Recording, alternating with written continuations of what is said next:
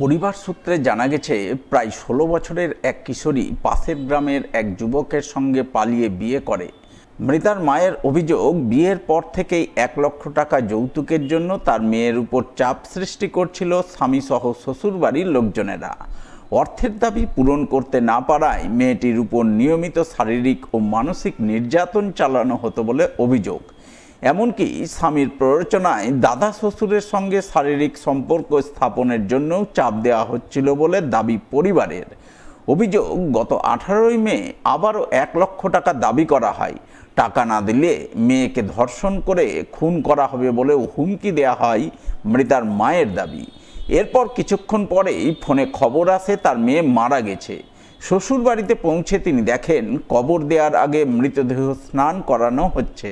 তার অভিযোগ, মেয়ের গলায় কালশিটের দাগ দেখতে পেলেও ভালোভাবে দেহ পরীক্ষা করার সুযোগ না দিয়ে দ্রুত কবর দেয়া হয়।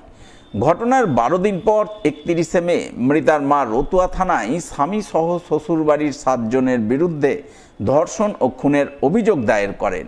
অভিযোগের ভিত্তিতে পুলিশ মৃতার দাদা শ্বশুরকে গ্রেপ্তার করে চাঁচল মহকুমা আদালতে পেশ করে।